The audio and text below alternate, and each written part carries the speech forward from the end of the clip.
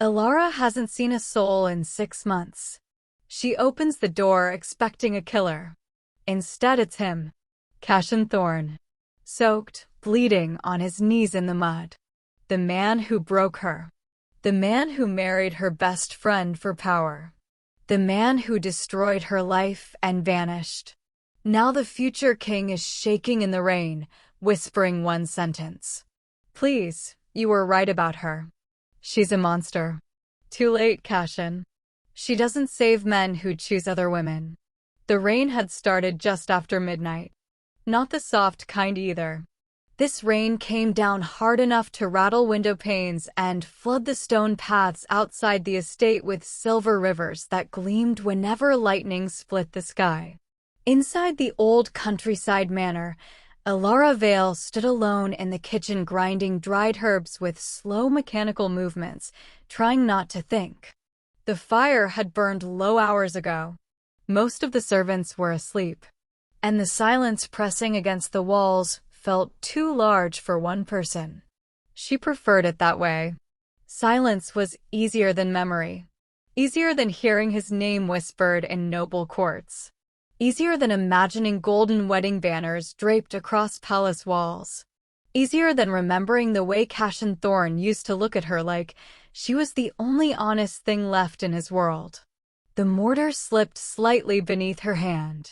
Her jaw tightened. No, she would not think about him tonight.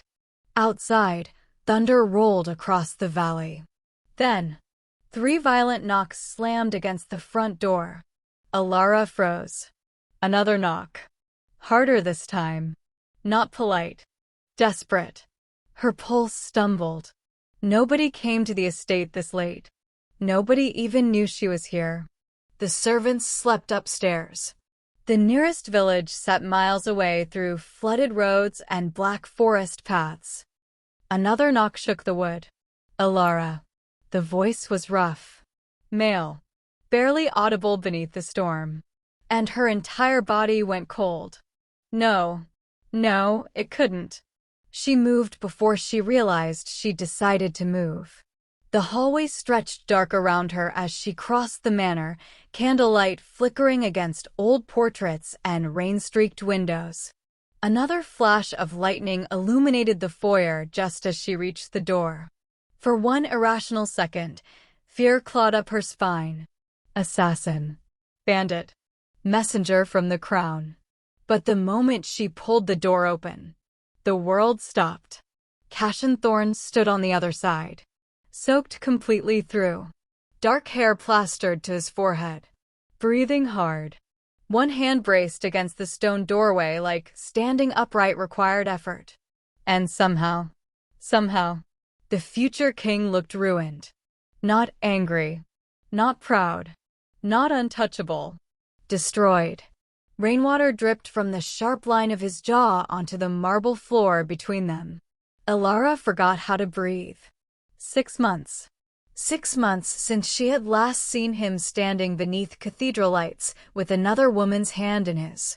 6 months since the entire kingdom celebrated his engagement while her own heart quietly shattered behind closed doors. And now he was here. At her door. At midnight. Elara, he said again.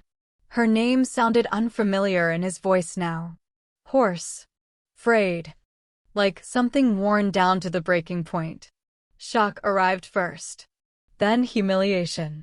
Then anger so sudden it almost made her dizzy. She tried to slam the door. Cashin caught it before it closed. Not violently. Just enough. Please. That word stopped her more effectively than force ever could. Because Cashin Thorn did not beg. Kings begged no one. Lightning flashed again. For half a second his face became visible in brutal detail. The shadows beneath his eyes. The exhaustion carved into his expression. The thin cut near his throat. Fear flickered through her before she could stop it. Something was wrong. Terribly wrong.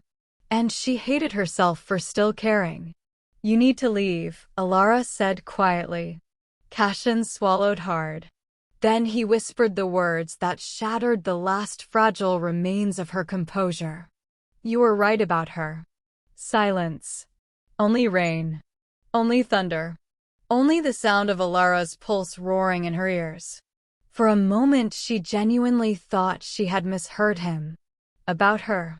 Not even saying Seraphine's name. As if the woman he married had become something too dangerous to speak aloud. Cashin looked over his shoulder toward the darkness beyond the gates. Not casually. Carefully. Like he expected someone to emerge from the storm. When his gaze returned to hers, something unfamiliar sat inside it. Not guilt. Terror. And suddenly Elara remembered the last time she had seen that expression. The night before his wedding. The night he chose power over her. The night everything broke. 3 years earlier, the palace gardens had smelled like roses and whetstone. Elara remembered that first. Not the music. Not the nobles. Not the gold. The roses. She'd been kneeling beside the fountain with dirt staining the sleeves of her dress while trying to rescue a dying moonvine from overwatered soil when a shadow fell across the flowers. You know servants can do that for you. Cashin Thorne's voice carried amusement even then. Elara glanced up. And there he was. Tall. Broad-shouldered. Dressed in black ceremonial uniform despite the summer heat.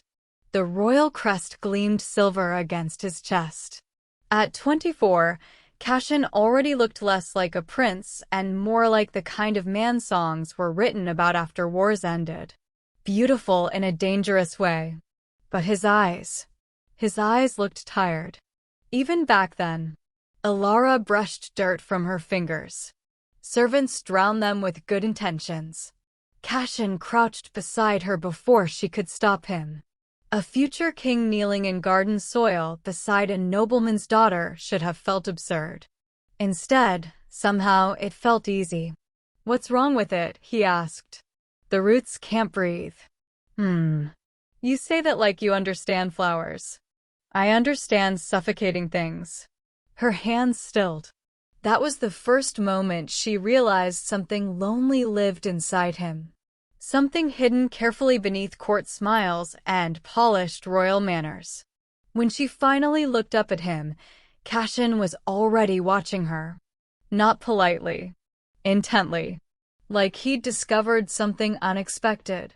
You're staring, Elara said softly. You're honest, he replied. The words should not have affected her the way they did. But they stayed. Long after he left the garden.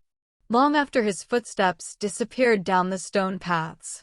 Long after Elara realized her heartbeat had changed rhythm entirely. By autumn, they had become inseparable. Not publicly. Cashin was careful. The kingdom already watched him too closely. But every stolen hour slowly built something dangerous between them. Late-night conversations in palace libraries. Quiet walks through candlelit corridors. Secret smiles during royal banquets. And, through all of it,